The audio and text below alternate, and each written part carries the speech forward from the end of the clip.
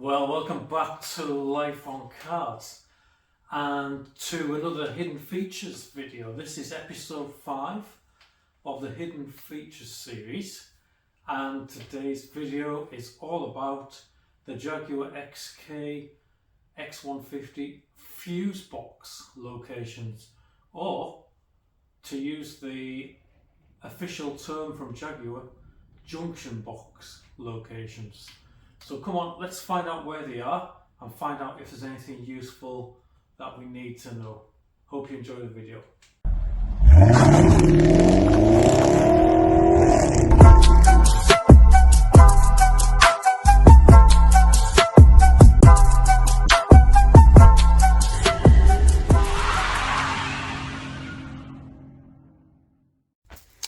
So where to start on this? Well, we're going to start off. Excuse me while I just get comfortable. We're going to start off in the boot, because this is where all the power comes from for this. All the electrical power comes from on this car. It starts here at the battery, and there is a couple of things you need to know.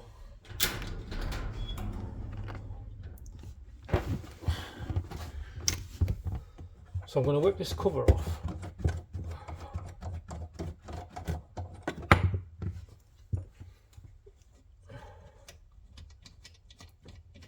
What I'm going to try and do with this episode as well, those of you that are regulars, you know I always try and give you a bit of extra information. So what we are going to try and do is cover off some of the things that may be useful if you ever have a situation where you lose power.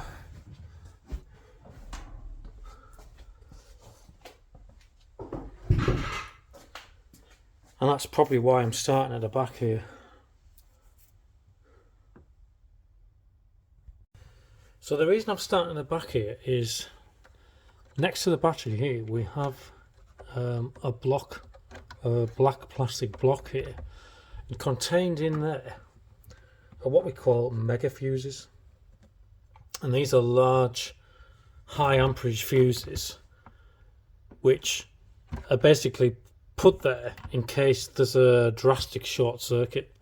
So it could be it's protection basically from somebody causing a massive short circuit, or maybe something like putting the battery on the wrong way round, heaven forbid.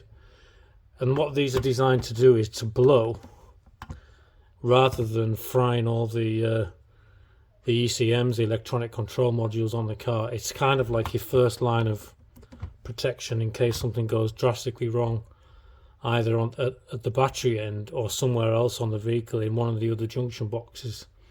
Now the interesting thing on mine, I don't know whether someone's been in before. I certainly haven't.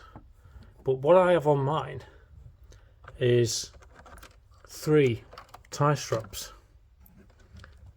Now I noticed this when I first started doing jobs on this car, and I've never really paid it much attention as to why there is 3 tie straps holding the covers on.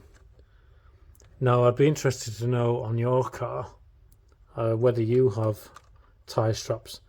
Surely that's not what Jaguar did. Maybe there's supposed to be some sort of clip going through these here, I don't know.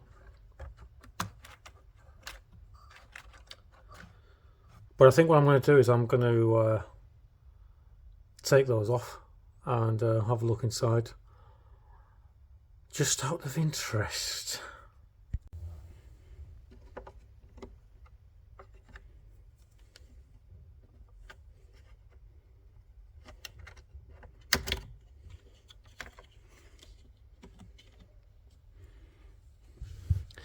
Alright, that's the cover off the top one. Let's have a look, see what we've got. So we have a cover that says Mega USA. Lift this end.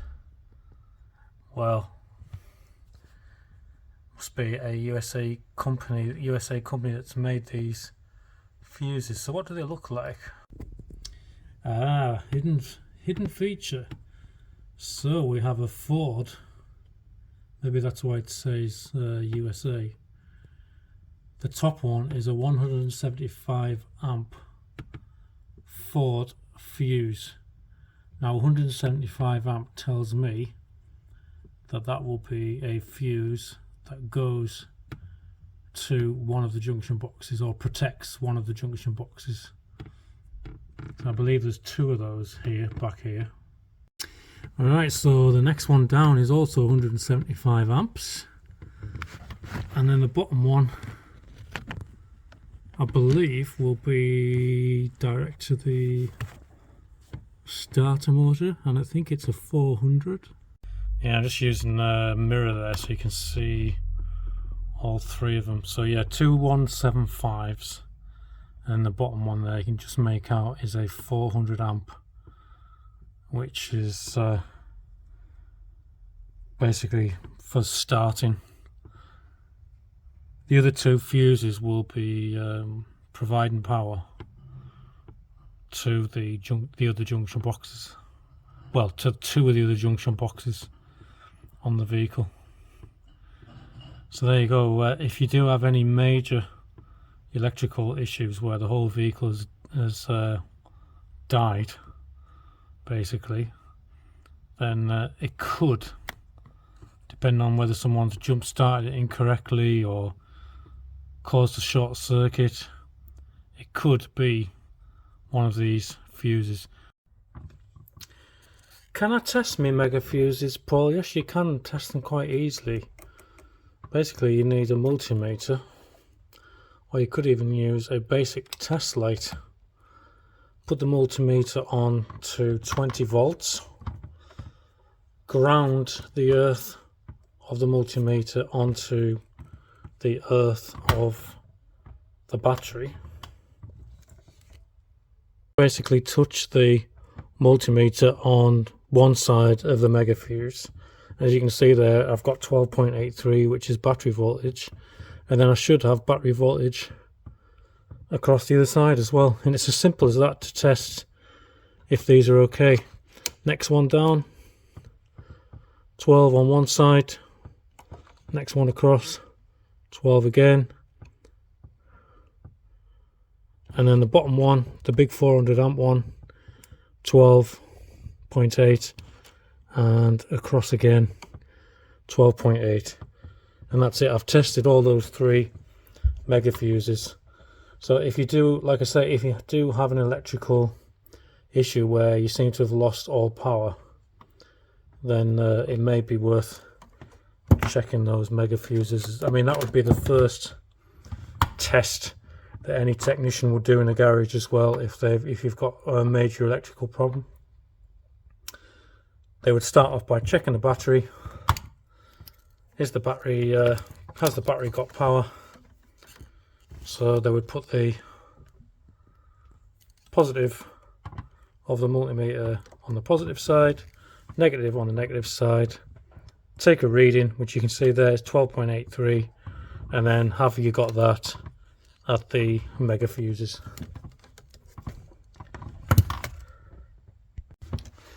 Just popping the covers back on now. They need to click in top and bottom, and then they should all line up nicely in line down there. 1, 2, 3, like that. So yeah, I didn't need to take those tie straps off. Maybe they are factory, I don't know. It's just to stop them getting lost, I guess. So yeah, 3 black zip ties on the cover. Anyway, that's enough about the mega fuses. Let's move on to the next fuse box.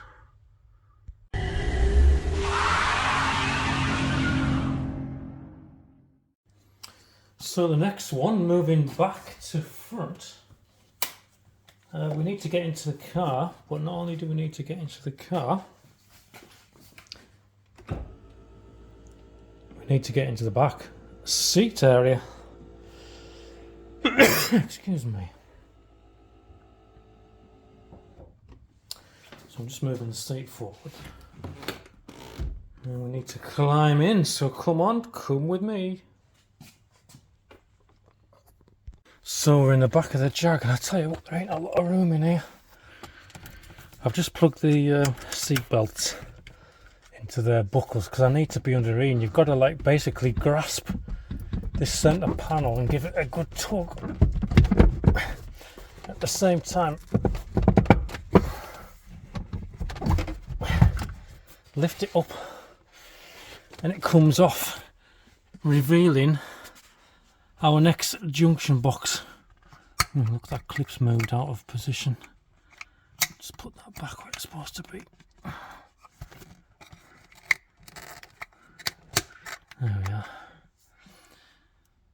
Alright, so yeah, as you can see, the middle of the seat has two great big hooks on the top and two big hooks on the bottom, and it basically locates on these metal rods, top and bottom. So basically you need to put it in and then push it down.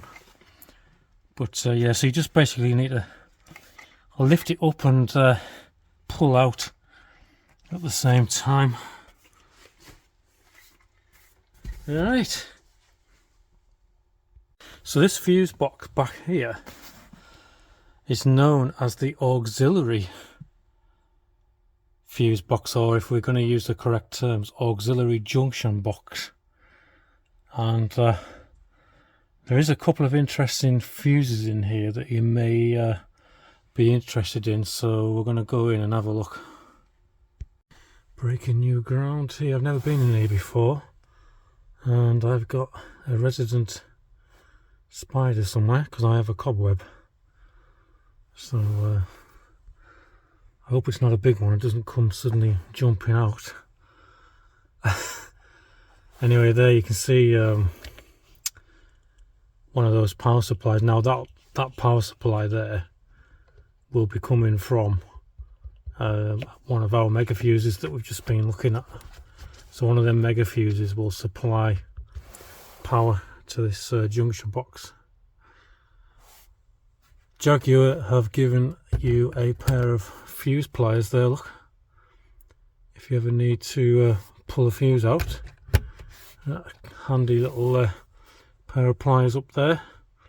So we do have quite a lot of relays, plugs and fuses. We've got some micro fuses here, little tiny ones, and then we've got conventional blade fuses. They are all numbered, and all these numbers will be referenced in the handbook.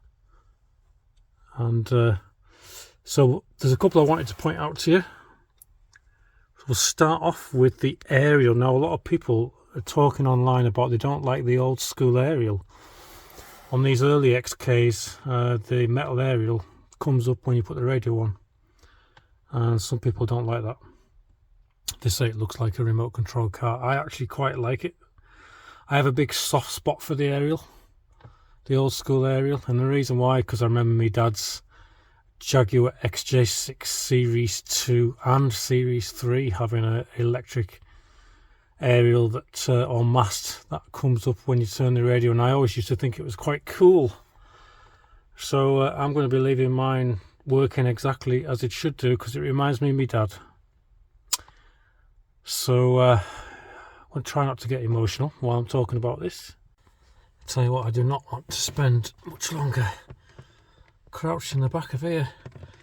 Being 6 foot and being in the back of the Jaguar XK is not a recommendation. If you could see me now, in fact I'm going to show you for a bit of a how am I sat here. It's crazy. Right, so back to this. If you're interested in disabling your aerial, you're looking for F4, which is a 10 amp fuse. So F1, F2, F3, F4, that one there, if you pull that out, the aerial won't come up anymore. It's up to you if you want to do that. The other one that's interesting while we're in here those of you that are supercharged model, lucky you. Maybe one day I'll upgrade to a supercharger when I've stopped paying for my daughter's uni. Right, so F19. Where are we? 12, 13, 14, 15, 16, 17, 18, 19. That's interesting. Why have I got a fuse in there when this is a naturally aspirated XK? It's got me slightly confused. Anyway, F19. Confused? Ah, get it? Fused. Oh my god. Paul, cracking everyone up here. F19. That's the one that you would pull out if you want your active exhaust to stay fully open all the time. So yeah, slightly confused as to why there is a fuse in mine. Answers on a postcard if you know the answer to that. So yeah, there we go.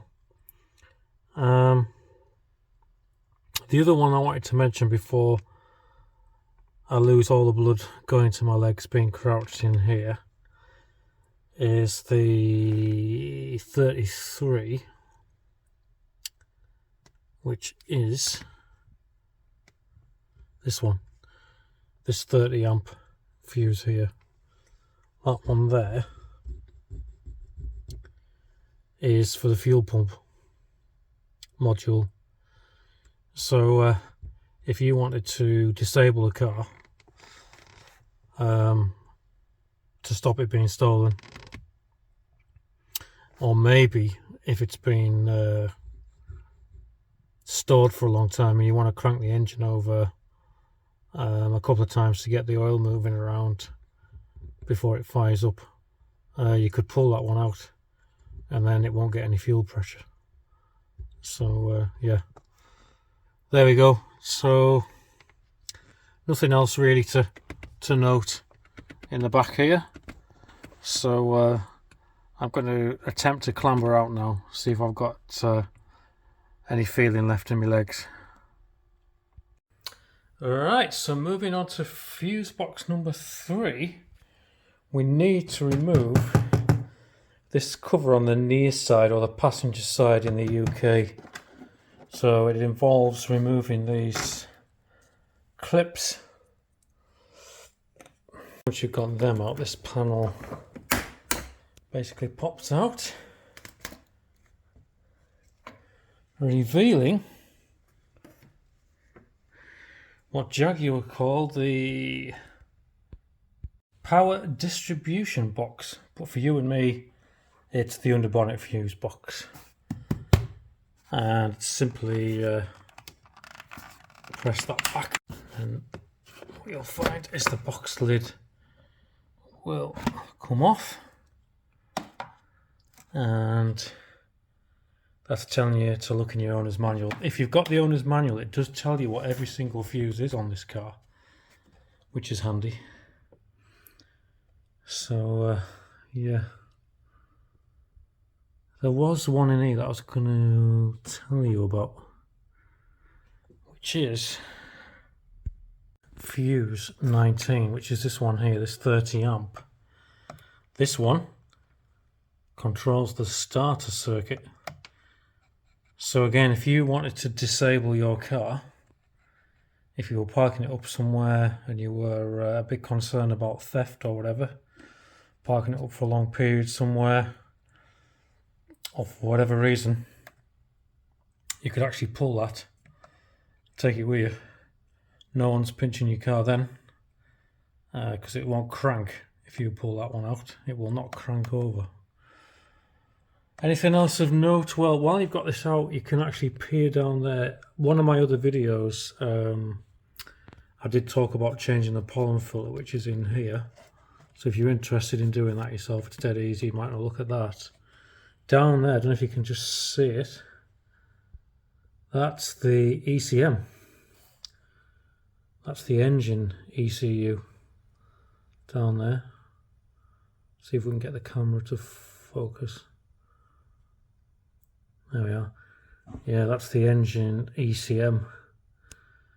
It's made by Denso, which is a top quality Japanese company that I highly rate. So that's good news that it's a good quality electronic component. You can just about make out the big connector there, look, that goes onto it, that red one there. It's got some sort of plastic locking tab on it. If you ever need to disconnect that, you must have serious problems. So let's hope that we never have to get into there and start taking that off. But yeah, that's the engine bay fuse box. Apparently that's fed power by the fuse box that's inside the car, which is the one that we're going to look at next. So our final fuse box location is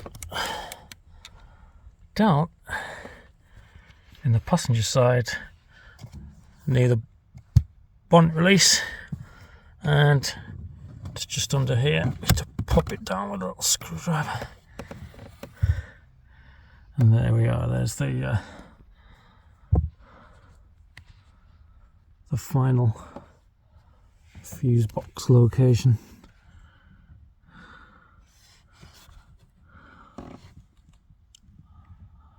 And you can see there Jaguar has provided another fuse puller if you ever need one. So yeah, they're not too bad to get to, are they, I guess? But just goes to show how many fuses and how many junction boxes a modern vehicle has. Not like the old days when did anybody ever own an Austin Mini, there was basically one fuse box under the bonnet with about 6 fuses in it. How times have changed. Well, there we go, another hidden features video completed on the Jaguar XK X150. Hope you enjoyed it, hope you got something out of it, and if you did, please subscribe to the playlist for the hidden features series, and obviously subscribe to the channel. Now on that point, by the time you're watching this, I'm almost sure we'll be over 1,000 subscribers, and I can't believe it. When I started this channel, I didn't expect to get anywhere near that. I was just doing it as a bit of a hobby, and well, now it looks like the channel is doing really well and people are really enjoying it. The comments are really inspiring me to carry on with the channel. So I just wanted to say thanks very much, A, for subscribing, and B, for all the comments that you leave that are really positive. And like I say, it just inspires me to carry on and keep bringing you content that hopefully you enjoy.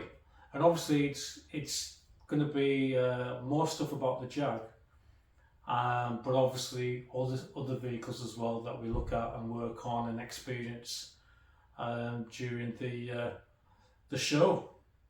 So on that point, over the winter period there'll be more content coming along for the Jag, because there's a couple of jobs that need doing over the winter period. So I'll certainly document them, and we'll keep the content coming and keep it regular for you guys.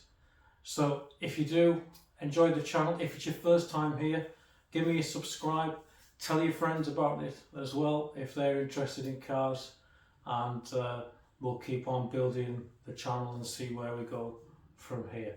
So I hope you enjoy your week and have a good remainder of the week, and we'll see you again at the weekend with something else on Life on Cars. Take care now and see you soon.